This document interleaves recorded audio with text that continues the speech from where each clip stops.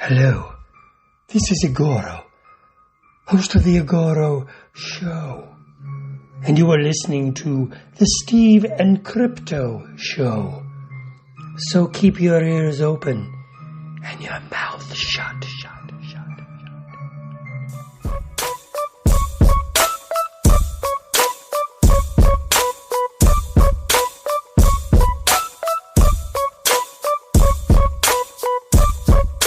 Hey, welcome to the Steve and Crypto Show, presented by thestevestrout.com. I'm Steve.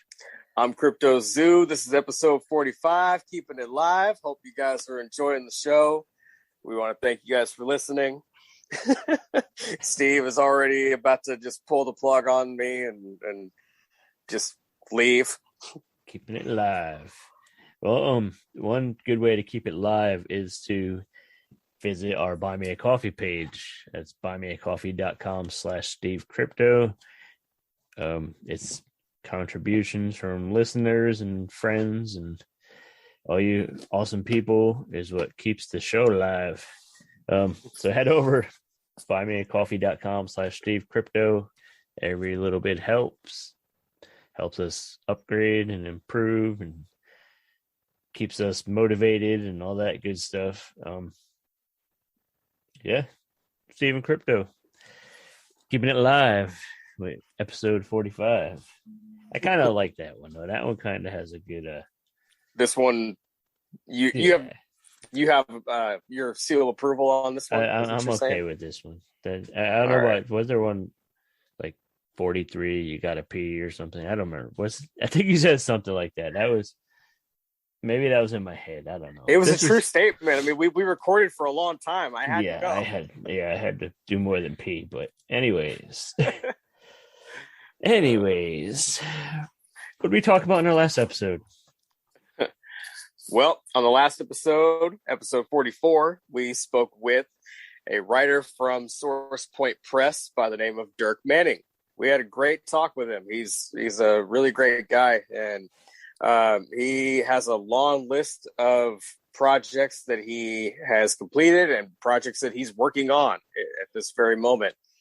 I mean, we were promoting The Curse of the Green Book, which is a story that he collaborated with Twisted to create. It's kind of like almost like a Scooby-Doo story, with Jamie and Paul as the main characters and with their style of humor thrown in. Did you get around to reading it? Yeah, I read all of the first issue. Yep. And I noticed that Dirk is already promoting issue number 2 for that same line, Curse of the Green Book. Yep. Right. So if you go to dirkmanning.com or if you look on Instagram, Facebook, you can see the new images for that. In fact, I'll probably post them a little bit later on my Instagram, on my story or something, if I can get around to that. The image for the cover for number 2 looks great. There's 2 alternate covers. One of them has like a big like crocodile or something coming out of the water, and it has a fan like me excited because the Curse of the Green Book is based off of an album from Twisted back in 2003. They made a record called The Green Book, and which is slightly a play on the Necronomicon in a way. If you listen to the intro and everything, you can tell where the inspiration's from. And there's a song on the album called The Marsh Lagoon. So I have a feeling that's where they're heading in issue 2. So kind of cool for fans to get the little tie-ins like that. Yeah, that was definitely a good chat. Find out more about Dirk. Yep. We talked about his book with the legendary wrestling announcer, Tony Schiavone. All kinds of cool stuff. We talked about all kinds of stuff. We talked about ice cream, conventions, AEW wrestling. Yep. Do it up. Go back and listen. Episode 44. It was a good one. It was a fun one. Yep. And then this episode, we are going to be talking with a filmmaker who we stumbled upon literally. Yeah. I was delivering here in town in Port Townsend. Actually, I was just parking in the middle of the road to deliver some beer to a local restaurant. I see these people in the road and cameras and whatnot, and I talked to them for a minute, found out they were filming a horror movie. So I gave them our contact info, and here we are. Yeah, so we have Marie Collette Sundeen is here to tell us about her horror short film, Lifeless, which we'll get into a little bit later. We have a good conversation with her.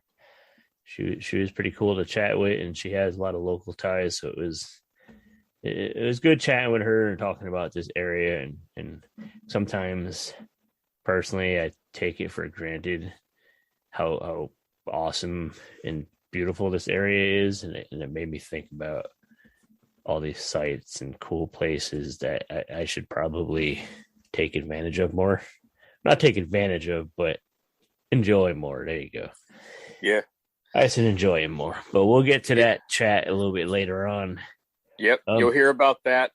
And if you aren't familiar with Port Townsend, I just wanted to say that we can actually add Marie's movie to the list of other films that have, that at least portions of the film have been shot here, which is pretty cool. Like, she's in good company. Officer and a Gentleman was shot here. There's the film Enough from the early 2000s, and there's a few others. Wasn't The Ring? Didn't they shoot a portion of that? So I think like on the ferry or something. I don't know, but yeah. We have a ferry that you ride. It's literally part of the local highway. Like, you can't get to certain parts of our region here without taking a ferry ride, which is kind of interesting, kind of neat. Yeah. But yeah, man, it's a good chat. So we'll run that here pretty soon. Anything else interesting? I can tell you about something that I digested last week that was probably the worst thing I've ever eaten. And we'll just give them a free shout out here. Pocky One Chip Challenge. I'll never do it again. Never. That's it. Never. That's it. I'll never do it again. I'm telling you, I ate it last Wednesday night. We're recording this on a Monday. The next day, my stomach was just in knots. Things were burning, not my lips. And, it was not fun. I mean, the YouTube videos will tell you enough. I mean, it is not pleasant in any way. It's kind of like real life horror. Yeah. It took about 20 seconds for the heat to kick in, and then just automatic eyes watering. I really don't like milk, to be honest. I drank like 2-3 glasses that night. You're just letting your tongue soak in the milk for a minute. Oh, yeah. I just think the funniest thing was your partner. She was filming you eating this, and there was a point, like, he ate the chip. Here's what I saw in the video. He ate the chip, and in about 10 seconds, his expression changed. He looked confident going in to eat the chip. And like I said, he popped it in his mouth, chewed on it. 10 seconds, his expression changed. And I seen his complexion. I seen the color go from white, his face drained to white, and then to red. And then he started hiccuping aggressively. And then it was just like, timeout. Stop filming. Yeah. I was like, I was so let down. I wanted to see where it went, but yeah, I could tell it was bad and he was uncomfortable. Yeah. But yeah. Yeah, you should try it. Try it sometime. If you watch that, I'm sure watching, my reaction to it, or anyone else's reaction on YouTube would make you want to try it. So Yeah, I'll be waiting for you. I'll be waiting for your video. He's talking to you listeners. He's not talking to me. Not happening. I'm getting too old for spicy stuff, man. Yeah, I used to love spicy, but like for some reason over this last like year, I haven't been able to really handle it too well. Like I could do it, but the later on part, yeah, that's where I struggle. Yeah, I opened up the packaging, and I'm like, wow, there literally is one chip in here. I was thinking maybe there'd be two for a friend, or maybe one in case. You wanted a whole bag, right? No, I was thinking either two things. Either there was an extra chip for a friend to do it with you, or they sent you a second one in case your dumbass actually wanted one again later, to challenge yourself. Yeah. Like maybe I've adjusted. Yeah, maybe my palate is adjusted to maybe it. Maybe I'm ready now. Or round two would be better. There was a practice chip. Right. There was none of that. It's literally just one. Get another one. I'm good. Yeah. But it's made with what was it? Reaper and Scorpion peppers. Yeah, that both sound like the kind of thing you shouldn't put in your mouth. Yeah. So Sarah buys one for me, and I'll just let everybody know I did not ask for this whatsoever. So she just wanted to watch me slowly die. You should have both done it together. Well, that's what I was trying to pitch. It was like, you want to break this chip in half or something? You're not going to do it with me? She was like, no, I can't handle that. You should have got two and been like, ride or die, girl. Yeah. She's like, I can't handle that shit. Like, well, you think that I wanted to sign up for this pain? I really didn't. Speaking of painful, shitty experiences, did you see that they're making a Lost Boys movie? Yeah, I don't know if it's going to be a remake or some kind of a sequel or what.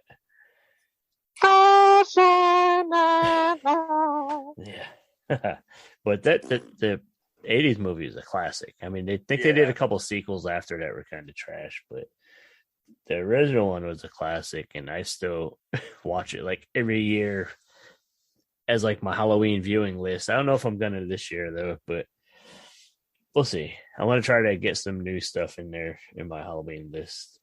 Speaking of Halloween lists, why don't you guys send me some movie ideas for my list? Send us both a list, please. We're always looking for new things to watch, or just even old titles that might have been swept under the rug we just missed. Yeah, I think I was late to the Trick or Treat bandwagon, and then eventually I watched that and I really, really enjoyed it. That was a good movie. Yeah, and then I was probably 20 years old when I finally watched The Thing, and that's also a top favorite of mine. I love it. And as I was watching it, I was like, why have I not seen this before? Like as a horror fan, you're like, you watch certain titles, or man, why did this slip past me, or how? There's so much great like horror out there, and just movies in general. Yeah, it's like there's a lot of shit I know I haven't seen. Right. So it's just it's cool. I like when people introduce me to something and they're like, "You haven't seen this," and it's gets you kind of hyped for it. And you can see what other people are hyped about and what other people are into. That's definitely me when it comes to music. I love sharing music with people, or having them like throw me a list of their favorite artists they like, and too bad nobody wanted to share that chip with you. yeah. If you want to share a chip with me, I mean, well, I would have. This time you're on your own. You can have the whole damn thing. Like those things are expensive. You say it was like $20 or something. I think so. Yeah, that's stupid. It's dumb. Matt, it would be fucked up. Is to just, if you had the money to do it, just bought enough of them to fill like a bowl and have a party. But you want some chips and salsa? Like, but maybe you just buy a bag of normal chips and you throw a couple of those in the middle, put them in the middle, and then you just wait. It's like, oh yeah, I love the spicy nacho Doritos.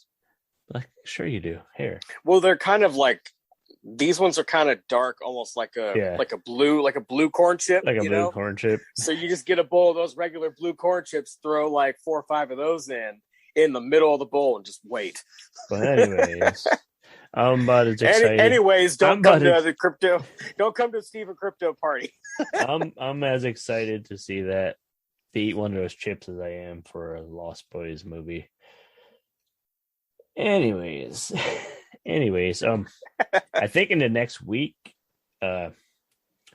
Creep Show season 3. Really? That's coming out within the next week on Shudder. I didn't know about that. That's exciting. Yeah, I'm pretty sure it's over the next week. And speaking of Shudder, I am extremely excited for Elvira to make her return to horror hosting on Shudder. I know, like a couple of years ago, they tried to make a deal to get her back on there around when like Joe Bob started and stuff, which would have been cool, man. I'd love to see her back on TV regularly, at least for a couple seasons. That would be awesome. But we're getting what they're calling Elvira's 40th anniversary, very scary, very special. Mm-hmm. And that is Saturday, September 25th at 8 p.m. Eastern on Shudder. There's going to be basically a marathon. She's doing 4 movies, and one I'm really excited is Elvira Mistress of the Dark. I'm just kind of excited to see her talk about her own movie. Yeah. If she pokes fun at it like she does or what. But well, and what year was that movie made? That was there's a big gap. 88, I believe.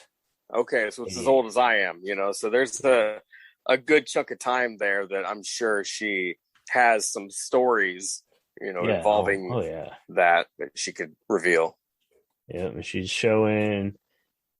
Now, this is just according to a thing I read. These titles could be wrong, but I'm pretty sure the source was pretty good. So she's showing the William Castle classic House on Haunted Hill. Oh, cool. Always a fun one with Vincent Price, who is icon. Yep. Showing City of the Dead. It was another icon, Christopher Lee. And one I haven't seen was Messiah of Evil. I don't recall seeing that. It's from the early 70s. Some kind of weird undead cult type thing. I don't know, but I mean, Elvira will make it interesting. Even if it sucks, which is what she did, what she got popular for by showing, campy, schlocky movies and adding her own, just riffing on them and being funny because her comedic timing is awesome. And then she throws her like innuendos and stuff in there, and it's Elvira. If you guys know about Elvira, you know what's up. And instead of talking about Elvira, I should probably mention that our friends at Fright Rags are going to be actually, when this episode releases, they'll have just released an officially licensed Elvira Mistress of the Dark 40th Anniversary Collection. The line is going to feature new designs, a long sleeve shirt, zippered hoodies, and a custom-made purple tie-dye, which if you follow them on Instagram and social media, you see pictures of it, and this shit looks really cool. And on top of all that, they're putting out a Justin Osborne's classic best-selling Fright Light tee, which is kind of based on, because in the 80s, and I think maybe into the early 90s, she was like a spokesperson for Coors Light, and it kind of similar. Not to say it is that logo, but it's kind of similar style to the ads that she put out. So, yeah. Those are sounding awesome, man. I can't wait to see them. Like all the the gear that this company puts out is top notch. Like people like us, horror fans, this is just the place to go. If you like repping your gear, this is the spot. Fright Rags is the place to go, because they've been bringing you the best in horror apparel and accessories since 2003. They've been offering a wide range of products for your favorite creature features, slasher flicks, and cult classics.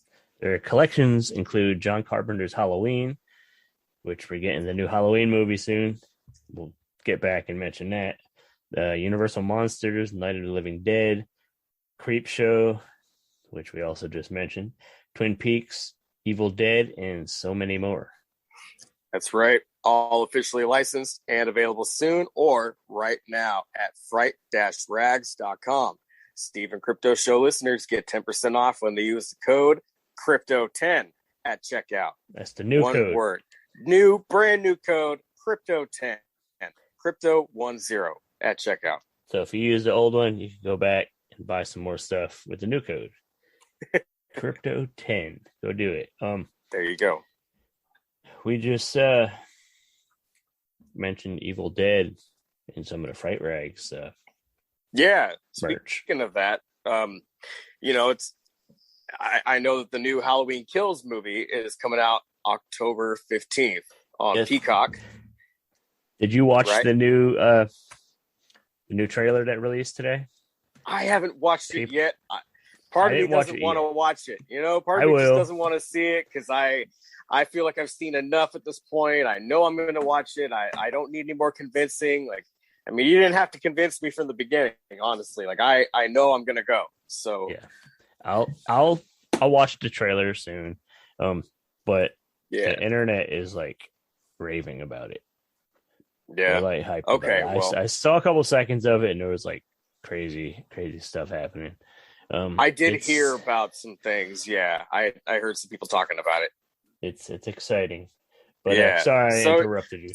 Right. So basically what I'm saying is, we know that we're getting Halloween Kills on October 15th, which happens to be the 40th anniversary of the original Evil Dead film, which is one of my favorite horror movies. And that's actually the other title that I watched along with The Thing back when I was 19, 20. I rented them both, and I think I was sick at the time and just went home and watched those and fell in love with both of them. They both instantly became favorites for me, and it was like, why haven't I seen these sooner?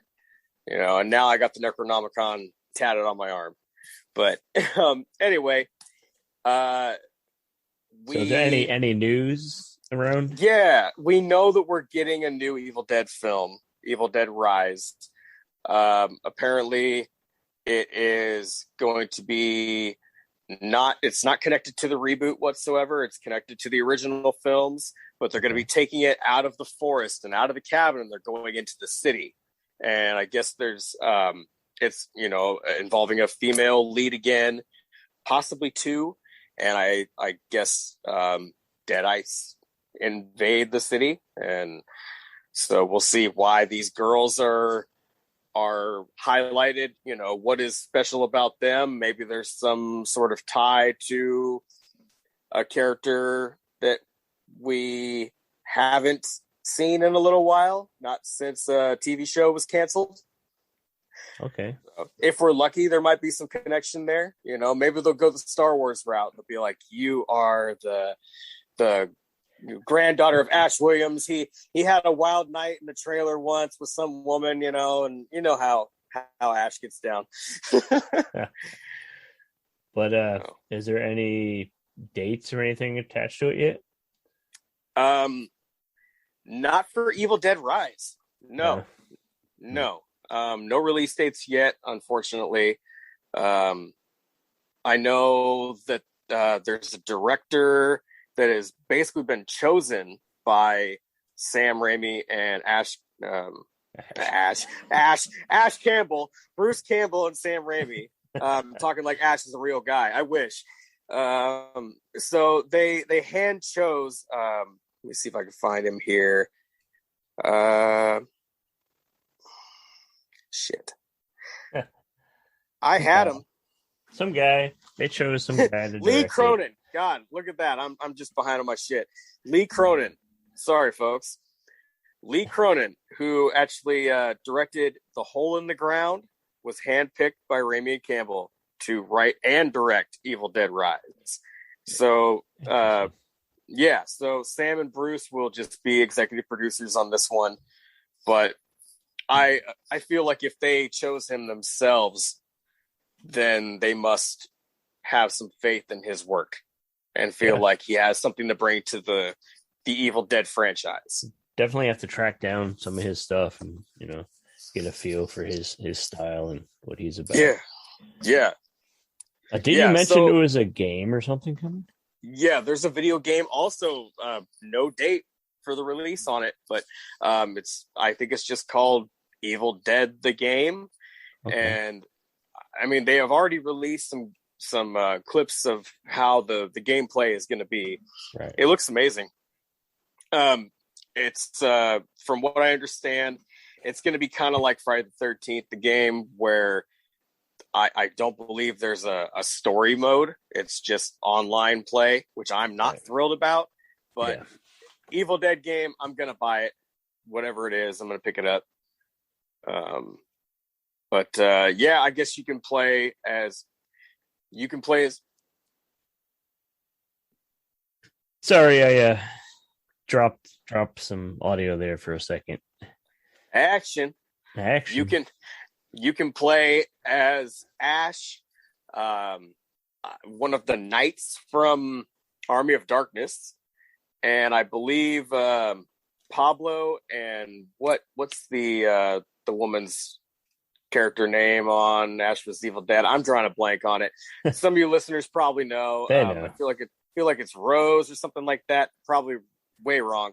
Shows what kind of Evil Dead fan I am. So it's going to kind of bring together all the movies in the show. Yeah. You can play as multiple characters from throughout the franchise. Yeah, I'm very excited for it. That sounds cool. If I played video games. Even with it being an online only type of thing, I'm still excited to play. Right. Well, I guess there's no dates on that or the new movie.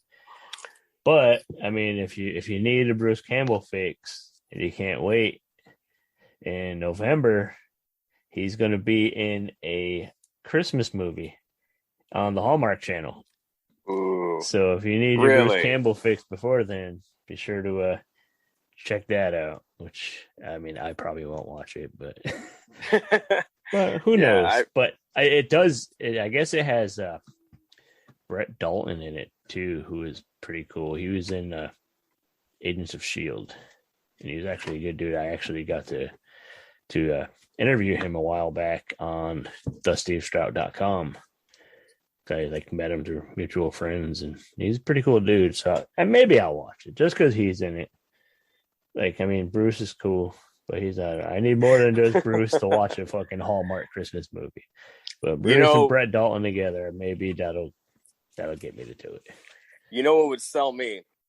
And I mean, this is my vision. They wouldn't let me direct this anyway. But if it was up to me, the story could end at some. Well, you could throw it in whenever, but the story would probably end with Bruce opening up a book to read to the kids. Like the night before Christmas. Which book do you think he would break out? Not the night before Christmas. No, probably not. You can't don't turn a Hallmark movie into. See, this is why they're not going to let me have control of the movie. They wouldn't even let you. They ain't going to let me direct it whatsoever. No. They would probably have security waiting at the door. I even got the Necronomicon prop on the shelf. I'll bring my own. They can use it. I'm sure Bruce got one. Yeah. But I just thought I would throw that in there because it kind of made me laugh. But anyways, what do you say we get to this conversation with Marie? And Marie Collette Sundeen is here to tell us about her short film. It's a horror, it's like a haunting called Lifeless. And let's chat with her. Yep. Hey, I'm Felissa Rose, Angela from Sleepaway Camp, and you're listening to the Steve and Crypto Show. Yeah! Hey, we're on the Steve and Crypto Show with a guest, a filmmaker. Kind of a little quick background, how we introduced ourselves to her. I got a message from Crypto one day because we've mentioned a million times that he delivers beer in the community, and he's a very important guy. He delivers the beer around town. He messaged me. It was like, these people are filming a movie downtown, and there's like some lady that looks like a ghost or a zombie or something, and it's kind of cool. And I was like, you gave him my card, right? She's like, yeah, of course. So we were like, how somebody's filming a scary movie in town and we didn't know? Like, that's crazy. I know, I was so surprised. Like I was very excited when I pulled up in front of all you guys, in front of the whole crew, and I was like, wait, it's a movie. Okay, I've seen a couple things being shot down here before, but it's a horror movie.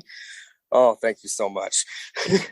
Well, so she reached out to me because he passed along our card and told me about what they filmed, what they were working on, and it was pretty exciting to have this going on here in our little old town.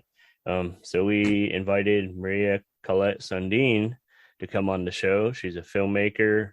She has roots here in our community, but I believe she's based in LA now. Yep. She filmed a short film called Lifeless, which she's going to tell us about here in just a second. And actually, let's just jump right in and start talking about it. Tell us the background, how this came together. Tell us a little synopsis of the movie. Right. Yeah. Well, great intro. And first, let me thank you for having me on the show, and also thank you for the beer.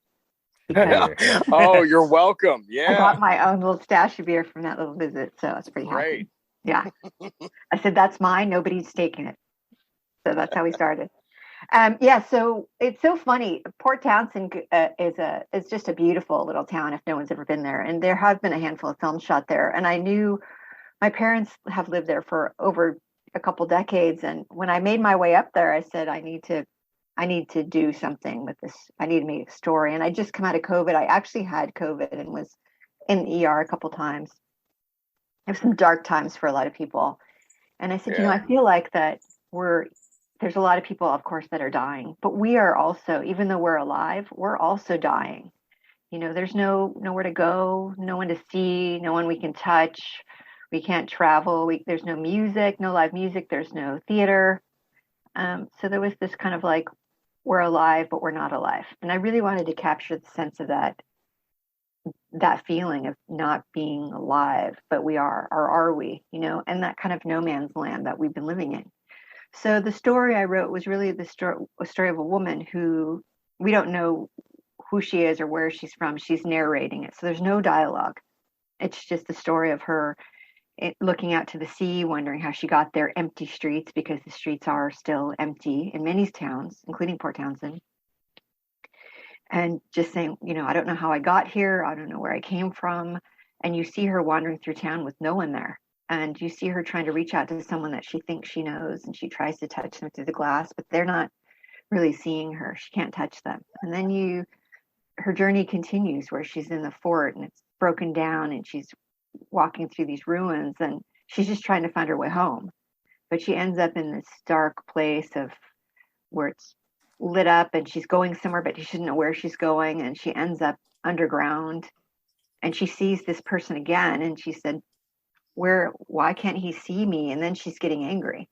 She's like, as this is happening to her, her makeup's changing. She's falling apart. She's, crumbling. And I don't know if all of you have seen, I'm sure you have, American Werewolf in London, which is definitely. Yeah, one of the classics. Rick Baker's masterwork of transformation.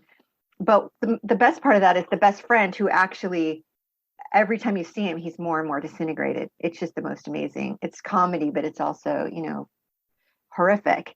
And so I wanted a sense of that, of her kind of falling apart and dying as we see her through the story. So the transition of her makeup was pretty significant. And then you see her getting scared and running off. So she's first confused, and then she's sad and lonely, much like all of us. And then she's, scared. And then she runs through out in the street. She tries to stop traffic, help me, save me, what's happening. And she realizes that she's, something that she's not supposed to be. And then she gets angry, like all of us got, we got frustrated and angry. So that's kind of where we end, where she's fully transformed and she's pissed off. And it's like, she's going to go take on the next part of her journey.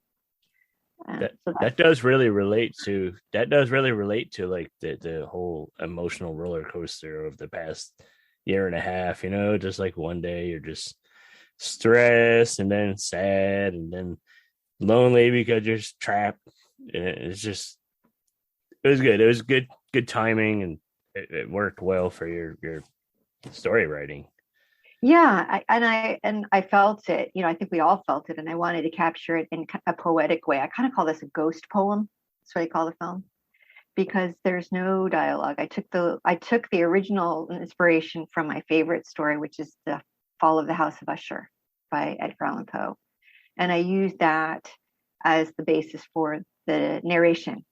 And then I realized that it was, it went in a different direction. So I did some homework and found a story by H.P. Lovecraft and another piece by Lord Byron, and I integrated all of those in kind of more of a gothic vibe of the narration. So it's definitely got some gothic artifice in the dialogue or narration for sure. So yeah, it's been a journey, but Port Townsend's just the perfect place to do it. A great setting, yeah. Yeah, very.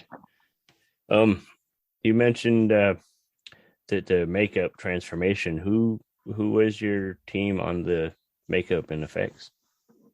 I got really lucky. So I found a couple people who I spoke to, one out of Seattle, one out of Portland, and ended up choosing Christina with Ravenous Studios. Christina worked for 8 seasons as a makeup artist on the show Grimm. Oh, so she's very experienced. Yeah, she knows what she's doing, and I was lucky enough to get her in a window where she was available. And my deal with her is I got her own full makeup trailer, so she could have the tools and the power and the mirrors and the lights and the ability to really do it right. Wow. So I had a great team. I mean, it was challenging. I tried to work with a local guy as my DP, and that didn't really work out because he's doing another project. And then I got another DP who was fabulous. I mean, her ideas were great. Her lighting ideas were extraordinary, and she wanted to use some great camera angles. And then a week and a half before we were shooting, she had to bow out because she's South American, and she had a meeting with immigration for her visa. Oh man, that's a bummer. So yeah, it was really unfortunate, but she had done so much of the legwork to find my team and to help me come up with the shots, and I couldn't have done it without her. So she found me a replacement cinematographer who was local out of Bremerton. Okay. So that worked out, really well, and it just kind of comes together how it's meant to come together. I mean, the process of filmmaking is a lot of juggling. Yeah. You have to first, have your story and then figure out where you're going to shoot it and then find the team that's going to work on it. And then not only that, you have to deal with permits and licenses and agreements and raising the money and all the pieces that come with just setting it. And then you have your team there. You have to feed them. You have to, in the middle of COVID, they all have to be tested and or vaccinated. You're looking at a whole spectrum of, and you have to do a COVID plan for every location that you want to use. So, you're being safe. You have to have all the gear. So it's a process just to get the production done for sure. And I can imagine being, working on an indie production, it's even more because you don't have that, the big studio backing, and they got their own teams of people to just go out and deal with all that rather than you having to do it all yourself. Yeah. So this is interesting. This is the kind of stuff that, everybody, all film watchers don't hear all this stuff, all this background, all this info, the process of putting the movie together. Not everybody gets to hear about all that, and it's like, I think it makes you appreciate it more, the art and the work that goes into it. So, like, what are obviously you've had to deal with it all. What are some of the toughest obstacles in putting a movie together for you? Wow, that's a big question. And I can only speak right now to Lifeless. I think every production has its own challenges. Right. Um, Typically, I love finding great locations, but finding the locations and making them work for you. You have to block traffic. You have to make sure the sound is right. I mean, if there's even the refrigerator on, you got to unplug it. It's going to cause sound in the background. Oh yeah. You know, you have to have your insurance. Something breaks, something doesn't work. You know, I had to get a permit for it to shoot in the state park, and I had to negotiate with that, and I had to do it far, far in advance. And then I got the call about what it was for and what it was about, and then they had to approve it. So you have to plan ahead. You Right. can't just wing it. You can't just guerrilla style and do that. You don't make friends, and you can't use the footage. Right. So how far in advance did you start getting the ball rolling before you were actually able to get in and just start filming? I started in October and November, and we started shooting in mid-March. Okay. Yeah. So it's definitely It's a long process. It's that's a what's that, 6 months, something like that. Yeah, 5 months. 7 months. And I think, you know, originally I wanted to just shoot it in December because I wanted the gloomy Christmas lights vibe that they put Right. up on the trees and the kind of emptiness of the trees. But it was cold, and I honestly couldn't pull it off that fast. There were just too many moving parts and locations. This wasn't going to happen. People are shopping too, you know, so you have a little more activity in the street. So March was kind of a dead time. Really was. It was perfect. Literally. Right. But I mean, I think finding the right locations is super challenging because you have to deal with the people there and making sure that it's where you want the look you want, but also the people who own it or lease it, or you know, you have to make sure it's safe, and you have to make sure that it provides what you need. I mean, I was really lucky. The Antique Mall in Port Townsend, Frank Powley was just amazing to work with. He was so supportive and such a champ. I mean, whatever we needed, however late we wanted to stay, you know, he was from the beginning the first person who was on board 100%. That's great. Yeah. I'm thankful that locals were supportive of the type of film that you were creating. That's really good to hear. Yeah, he told me stories about how that building was haunted already. Yeah. And that I should just be aware of, you know, the ghosts at night, because some of the staff refused to work downstairs at night. So the ghost might have given you some footage of your own then, huh? Yeah, that would have been a whole nother contractual stuff you'd have to deal with. Right? Yeah. Well, we only had one issue in that space, was that one item broke. Just one was kind of tumbled off the shelf, and it was a ceramic Virgin Mary. Oh. So the meaning of it was heavy. Yeah, like a Yeah. almost, yeah. Not sure. So It was probably the I- ghost. It's probably It the was. ghost, just like, yeah, I'm the only ghost in this neighborhood. Smash. see, and thankfully you didn't catch that like on film, because then you would have to put the consent form in the corner. Probably have to leave it there overnight, and then you'd come back the next day and it'd be signed. Huh. I know. Yeah, it was great. I mean, and the Underground Mall, the frameworks down there was David was great to work with, and Cool. really made it easy for us to kind of walk through and use their gallery for some of the shots and work on the lighting. So definitely, like, there were some places that told us no. I mean, I would have loved to have used the Rose Theater just because of the beauty of that place. It would have just been a perfect setup. But, you know, Rocky was dealing with his own issues with, you know, taking care of his mother and wanting to be safe. And I totally respected that. And we communicated early on. So I ended up with the Wheeler Theater, which I had no idea was even there. Right. At Fort Worden. So they were great, super helpful. We had to change dates and very flexible. So it worked out really well, perfectly. So those are the kinds of things that come up, or, you know, like everybody else is doing their own real life. I mean, are they going to set it aside for you? What if we ended up overshooting on Fort Worden 4 hours longer than we thought. Oh. And if and when you see the footage, you know, I mean, we reserved it for 12 hours, so we were fine, but we had hoped to be out earlier. so we Right. can go straight to the theater and then to the antique mall. And we had to skip the theater completely because it was raining and it was stormy. We had all of our PAs, like 6 of them, laying on a tarp to Oh, block out the sound and the light because the wind was so strong. And yeah. we had to stop a cut and go, we can't do it right now. And you said this was like March. Yeah. Yeah, March is usually the windy, cloudy, windy time of year for Port Townsend. Yeah. Definitely. Yeah, and you have to think about that. So I'd done enough shoots where I bought a one of those soccer tents that you put up. I bought one of those. So we had a something to shield everything, and we had that with the tarp and everything else. So we had like a video station we could store stuff for safety and keep it dry. We had generator out there to give us power. Yeah. That's helpful. That's helpful when you're filming a movie. Yeah. Yeah, we had to move it way like up in an up parking lot. So somebody had to drag it up this very steep flight of stairs and this huge long cord to get, because the sound's so loud, we couldn't have it where we were shooting. Right. So, those are things you need to think about. Like, you have to walk through, and it's called site scouting, where you scout the site and you make a list of what you need, where the shot's going to go, where you're going to put the camera. You don't want to just show up there and just decide on the spot where you're going to shoot. You got to know what's going to be happening and what you need. So I had to have all this. We had all these many Zoom conversations with my team about what gear we needed, what lenses, what lights, what if we needed a hazer, we needed extension cords, we needed coverage, we needed loads of stuff that need to be rented or borrowed.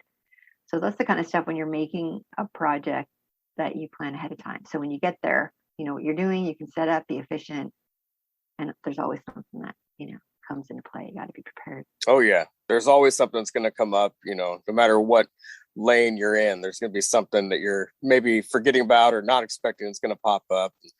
And it might be a fun job, but it's still a job. I was curious, is there an aspect of it all that you enjoy the most, that you look forward to? Like when you know that filming is coming up soon, like, is it, you can't wait to see the people in their costumes, or just the filming itself, or the location? What's your favorite part you look forward to? Okay, so my core love is writing. Okay. I love writing the story. I'm a storyteller. So for me to write the story and come back and revise it and update the script and work with the narrator, that's been super, super fun. When it comes to production, I can't wait for the day that I'm on a team where I have a full producer that takes care of all the other stuff, and I can just show up and plan the shot. Yeah. And because when you have everybody tugging at you, like, here's the time, and I need this, and we haven't fed the driver, and can you go get the food now? I'm trying to frame my shot. And at one point there were like no less than 5 people talking to me at once. And I okay. And I'm not somebody who's got a temper. I don't lose my noodle too easily. So I just kind of step back and go, okay, let's knock down these dominoes. But then it takes you out of your mindset of trying to like frame the shot and work with stuff. And I thought later about things I would have done, differently. You think about that. Yeah. Because you're there, you have a chance. Yeah. I mentioned this to my cinematographer, who's great, by the way, Skylar. He's a champ. And I said, I wish we would have done this differently. Why didn't you say anything? I didn't think about it, but I like it because he's very tall. And so I'm looking at the shot from my perspective, and I'm like, why does her head keep getting cut off? Because he's up here and I'm down here, and you don't think about it. Because I'm like, why? I see this, and I had my little viewfinder, so little things you don't consider, just afterwards. But I love directing, and I didn't know until the first time I actually directed my own film, which was like 11 years ago. And I was like, wow, I really like this. This is fun. You get to like have your vision come alive. So hopefully next time I'll have my own producing team and I won't have to worry about it. Right. That has to be a good feeling to see your story come to life like this. That is awesome. Yeah, we just released the rough cut to some reviewers on Friday. Oh, very cool. It's out with a half a dozen people. The original actor I'd cast, who couldn't make it over because he's Canadian. Right. He couldn't make it over the border. Oh. So I have him taking a look at it because he was very helpful. Yeah. In terms of crafting a part that doesn't have any dialogue. He came up with some great ideas for that for me. So, other people who were involved, and professional film reviewers looking at it, people like that. So very cool. So I'm at the point now where we have a rough cut. So we've done all the production, right? And then we're piecing it together. So we have a rough cut with the editor. We're on round 3, and then I've sent it out to be reviewed. So that when I go back with the editor, I have a list of ideas and things people see that I might not have seen or that confuse them, because I want to make sure it flows. It's my perspective. I'll make sure that other people see that. And then when I sit down with the editor, I'll have all the feedback and my ideas come into play. And how long is the film going to be about when you're done? 'Cause I'm sure it's going to change a little here and there. It's under 10 minutes. So right now we're at 8.5 minutes. So you're going to have, you got to make sure you have it right, because you have this whole story to tell in this short time, which I feel like that would almost, I don't know if it'd be harder to get across than, like a feature length, but I don't know. In my head, it sounded like it would be more difficult to tell a whole story. Well, most short films are 1 or 2 locations. I mean, we were hustling. We were in, 6 locations. It was crazy. But you have some history here, so maybe that's why. I mean, maybe if you were filming elsewhere where you didn't have that connection, you might have just said, we can knock this out in 2 or 3 spots, but I'm guessing maybe just because of you having some history in Port Townsend, like knowing all these different places and how you're like, we got to get this, got to get that. Like, there's so many cool little spots around here that are potential scenes. Oh yeah. The one thing I really wanted was that underground mall. Like that to me, it's just a really magical, freaky place. And I'm like, you never see this anywhere. I mean, maybe in a foreign country, you see that kind of thing. Right.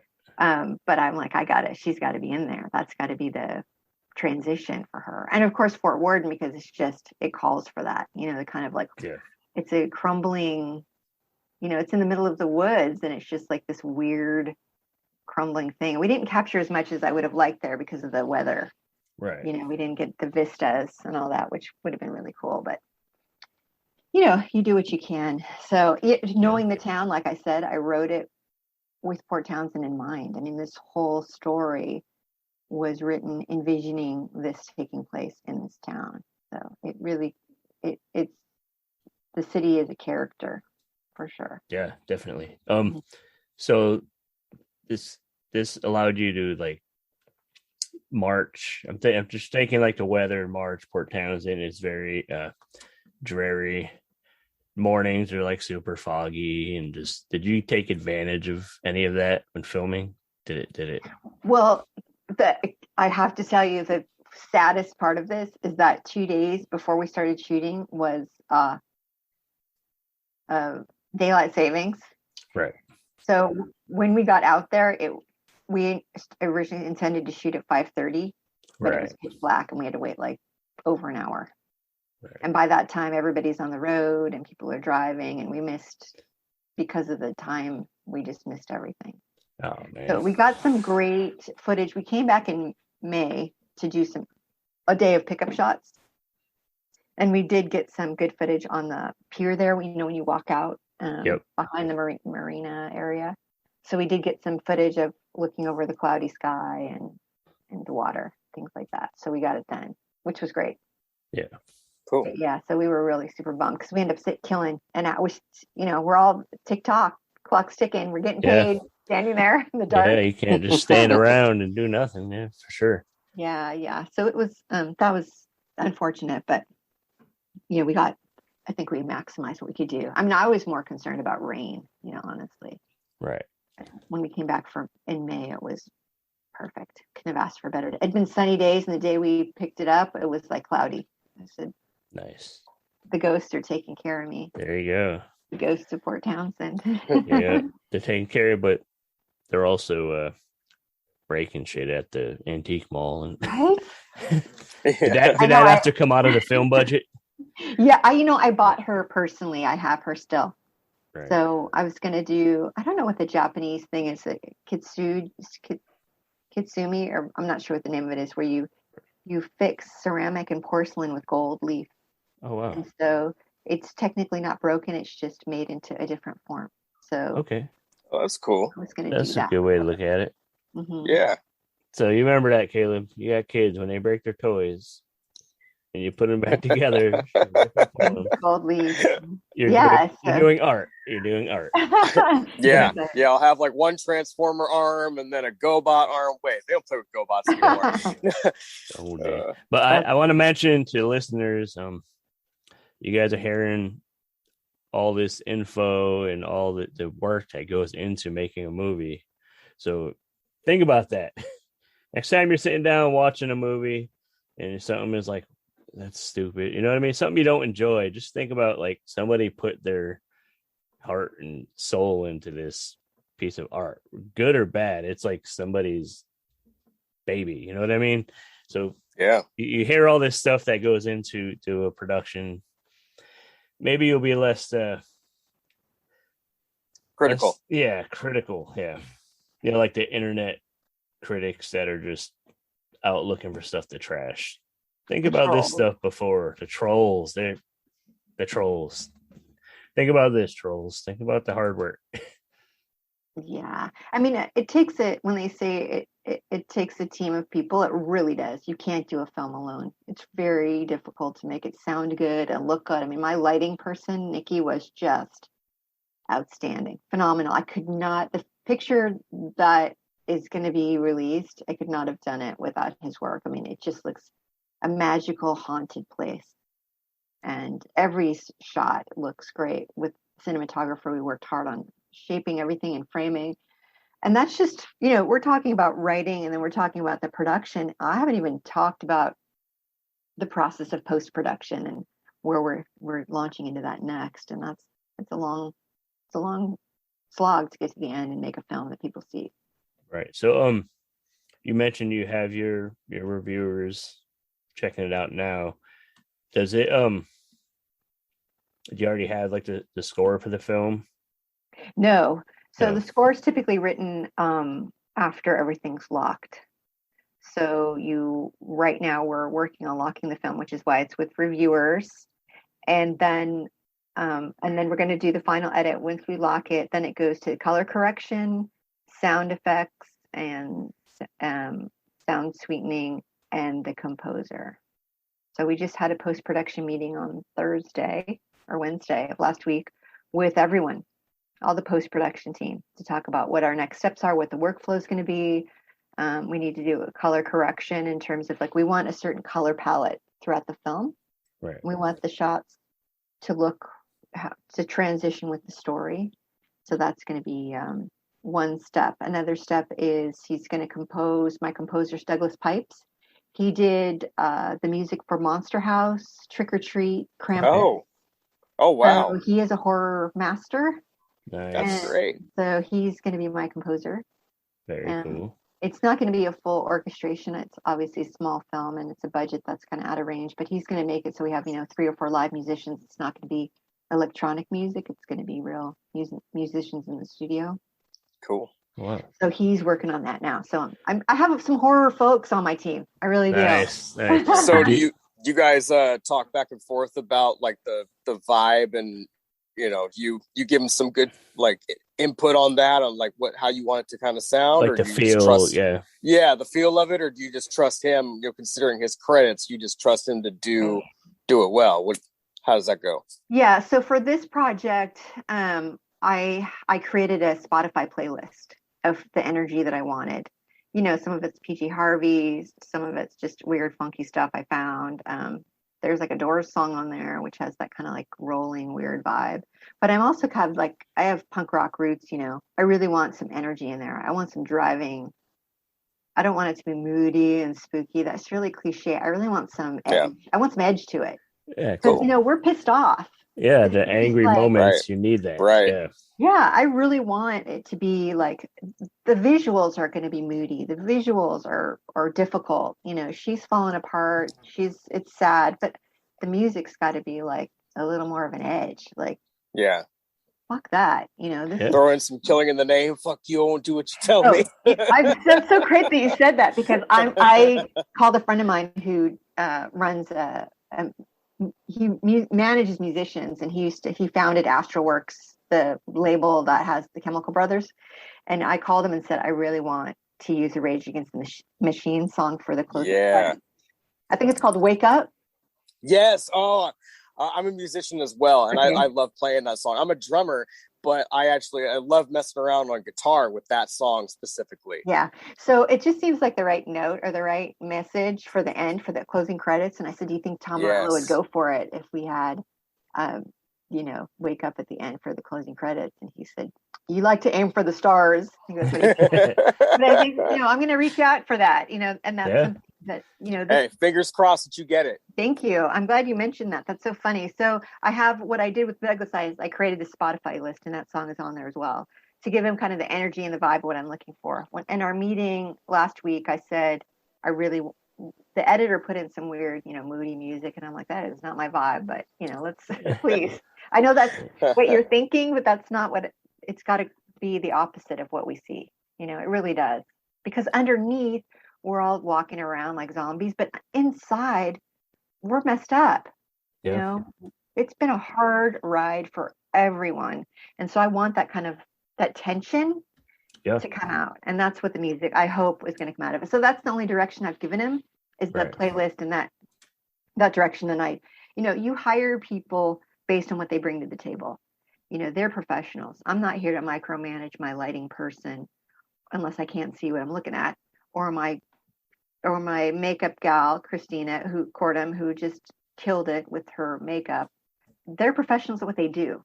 Yeah. So if I'm a good producer and a good director, I'm here to let them do what they do best, and just give a real my direction is to tell them how I want it shaped, and let them count on that. And they could very well add something that you didn't see, and give it just a little extra to take it over the top. But the music is going to be important, considering you say there's no dialogue in the film. So the music is, like you say, Port Townsend, the character, the music's going to be another character, just telling the story. So that's awesome. I'm excited. The more I hear about it, the more excited I'm getting.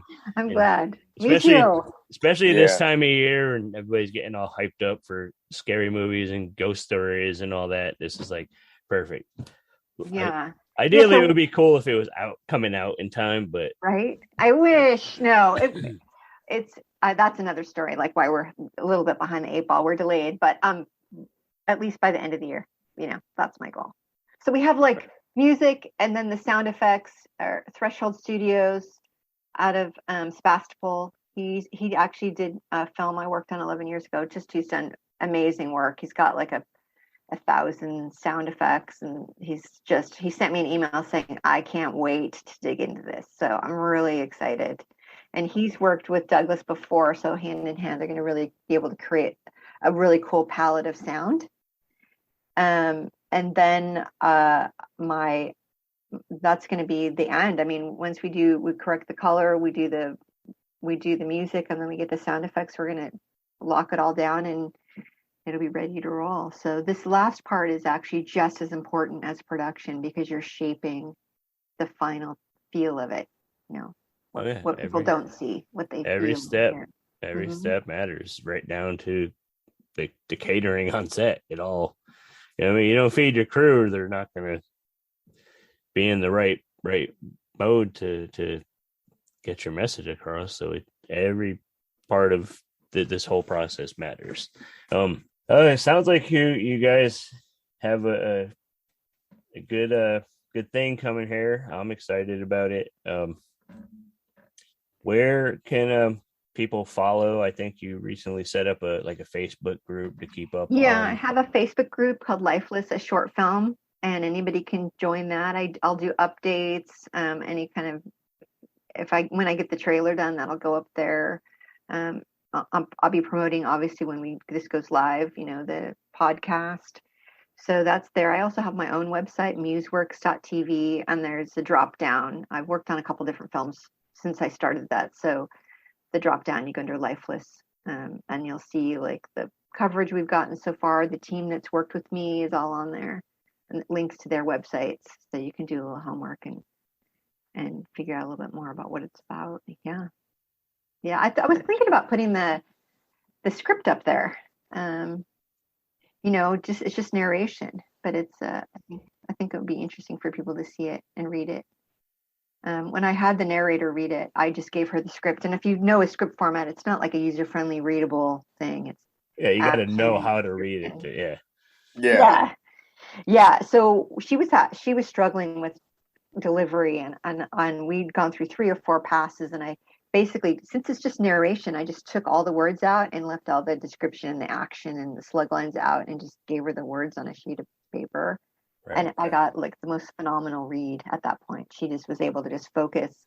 And I said, oh, duh, hello. Should have done that earlier. So, live and learn. So, I mean, to help with editing, just to remove that, because this is the story. It's just the story, those words. And it's taken from 3 very classic pieces of literature. So I'll do that. I'll put that up later if that's a great idea. So yeah, that is a cool idea. Yeah. Right. Yeah. Is there going to be any crowdfunding or anything?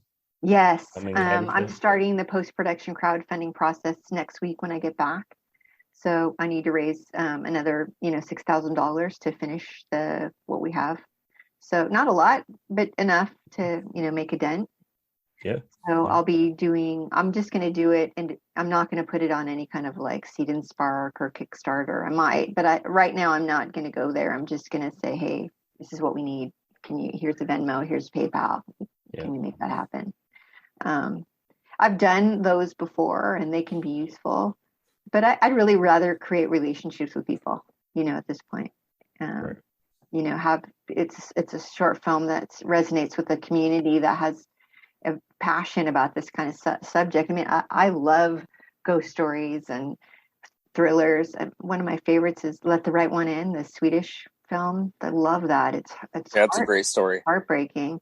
But there's also, what is it, Blood Snow, that Norwegian one with the Nazi zombies coming back to life. Have you guys seen that one? I haven't seen that, no. Yeah, classic.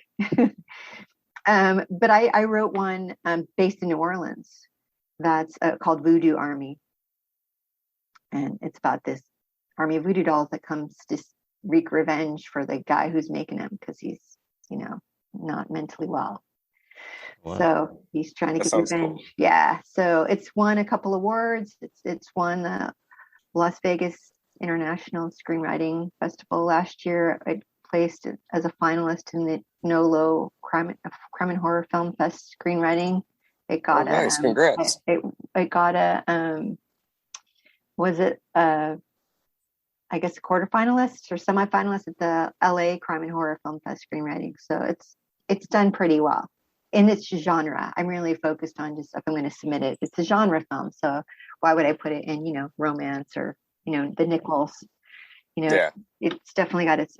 But the fact that it does well among its peer group tells me that it's it's a strong story. It's got some resonance to it. So that's one that I'm probably going to try to, try to develop into. Yeah. I've sent it out to a producer who requested it, and I'm going to send it out a little bit more when I get back. But right now I got to finish this film and get it to some festivals and get seen. I want it to be my calling card. Like, this is what I can do. It's a work of art. It's not a traditional film in the sense of action, dialogue, characters, but it's a production piece, So it's art for me, and I'm pretty proud of it so far. So what is the plan for, you mentioned festivals and stuff. What is there, like a long-term distribution plan? Like, is it got to be available to stream, download on a DVD even? Yeah, I thought about the streaming option. It's possible, because I did get it approved by SAG before I started production, so I could. But it's also, less than 10 minutes long. So who streams that, and how often do people stream short films like that? I have to look at the variables, especially if I decide to license like a Rage Against the Machine song. The fees for that would be pretty high if I chose to stream it. So I got to think about the business end of that. Like, is it a viable reality for the, 40 or 50 bucks I'd get out of a lifetime of streaming to pay for a song like that, unless I got streaming rights for it, and which is you know, you can always throw the spaghetti at the wall and see if it sticks. Right.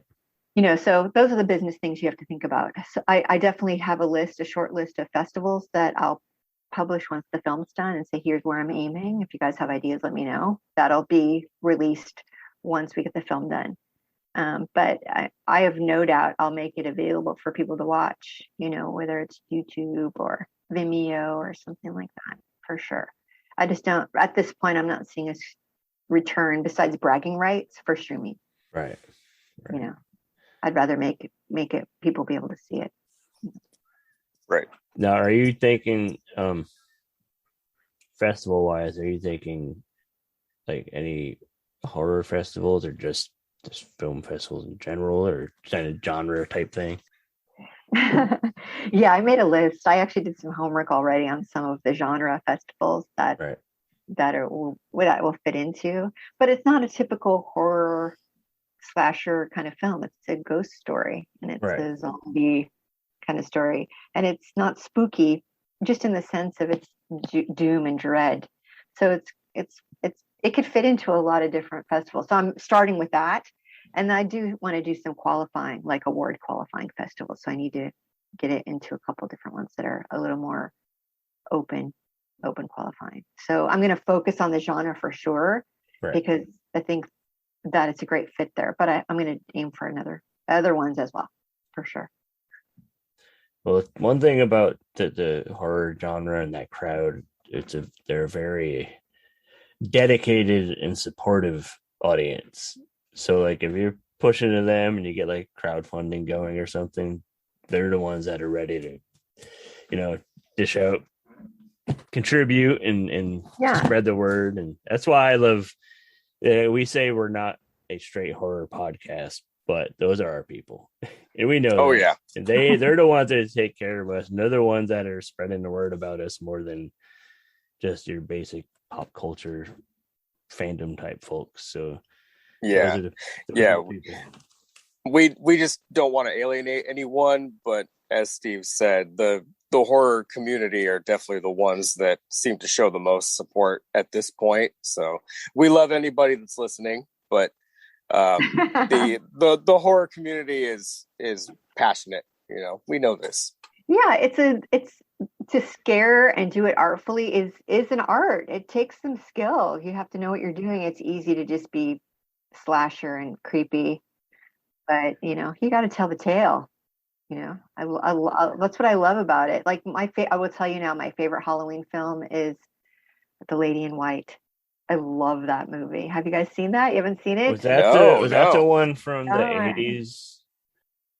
It was the 80s or the 90s. Is a kid who gets locked in the closet. They lock him in the closet on Halloween night. His friends from school. He's like a 10-year-old kid, and he sees a ghost, and he sees her get killed. And so he follows her and finds out who killed her. That wasn't the one with the lady from Who's the Boss, was it? I think it might be. I know there was like Angela? one. No, I think it might be. The mom. Yeah, no, the red-haired lady. Yeah. I remember that movie creeped me out as a kid. I think that might be her. It's spooky. It's really spooky. And she was creepy as hell. Yeah, I think she's the Lady in White. I think so. I'm gonna have to look that up after we're done here. Right? See, I'm dropping bombs on you guys. Yeah, there's deep cuts. Yeah. Yeah. So I as somebody who I don't watch a lot of horror, but I do. I mean, I say I don't, but I do. But writing a story like that takes a lot of craft. It takes a lot of thinking, and you got to think about, as a writer, what's going to tease people and make them feel, but not give them too much that they, you're handing away the store. Right. From a writer's perspective, it is hard to do it well. So that's been the challenge for me. That's why I've kind of dug into it. Right. Yeah. That's awesome. That's awesome. Yeah. Well, congrats on this thing coming together well. Thank you. I said it 50 times now. I'm excited to see it. Run by one more time where people can find info and come up on the news. Yes. So my website is MuseWorks, like a muse, museworks.tv. and you can just find a link there to the press release and who worked on it, the team I have, and where we are.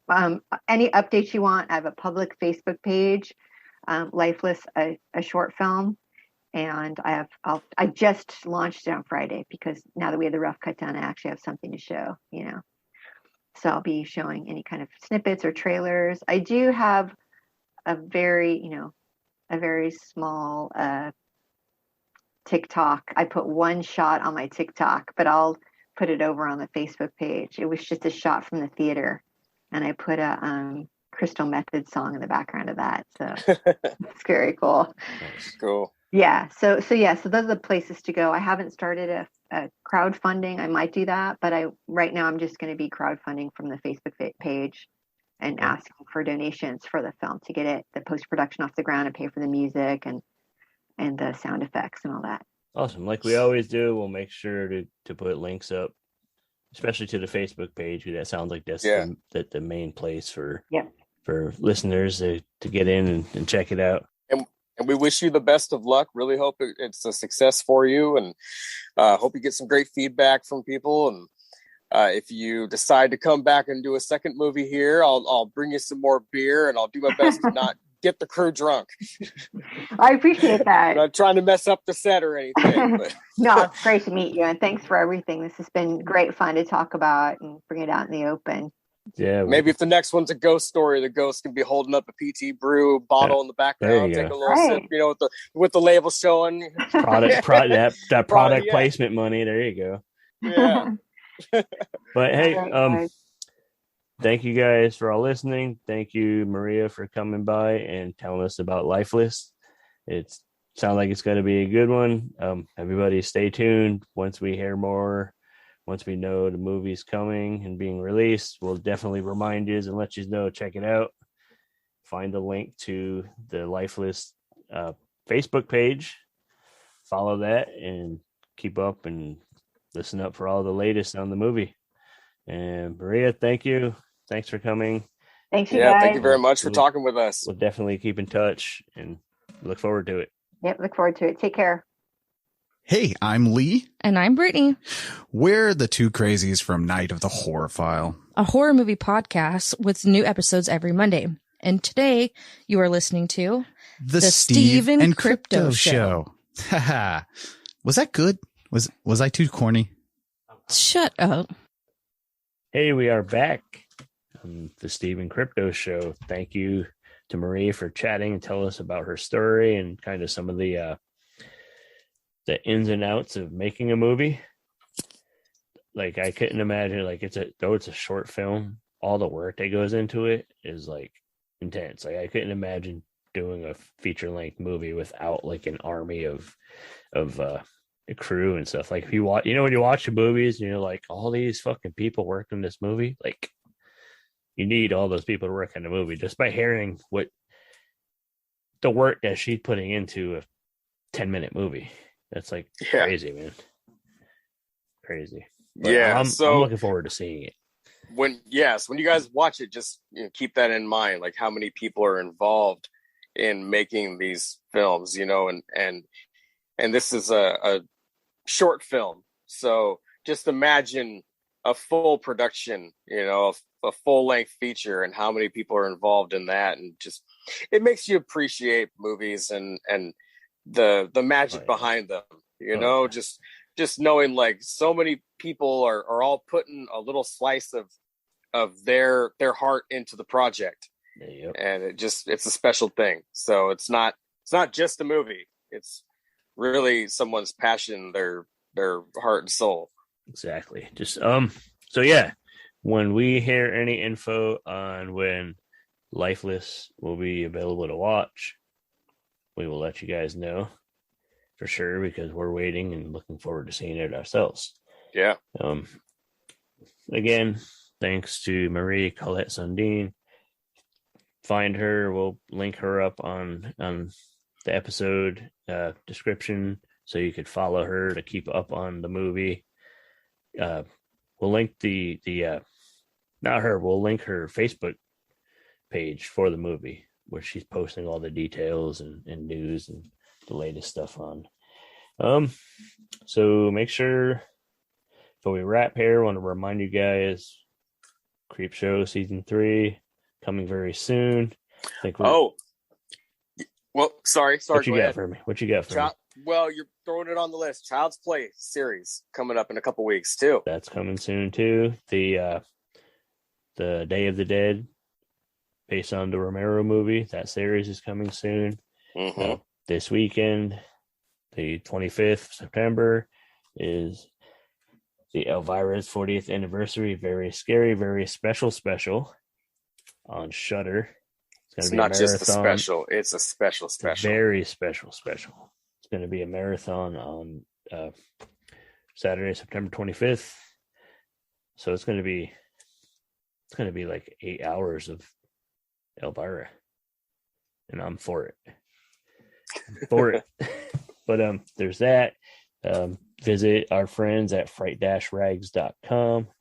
Get you some Elvira swag. Keep getting ready for Halloween Kills. I think we're in for a freaking treat, man. I think we're in for a good one. I'm excited for it. There's so many good horror movies coming out, shows, different little projects coming out this year. Honestly, it's not always good in October. Like the horror selection is not always real great in October. So we're fortunate this year. Yeah, this whole past year, we've mentioned episodes ago about how like through the pandemic, it's been really good for horror with all like the new Conjuring and the Godzilla versus Kong and all these other movies that were like made big money.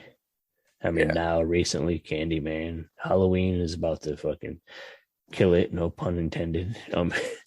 No pun intended. Yeah, I guess it was kind of intended. But this is going to be we're getting excited. It's going to be a good month leading up to our favorite holiday. Well, my favorite holiday, not to speak for you, but I feel pretty confident that I can. Yeah.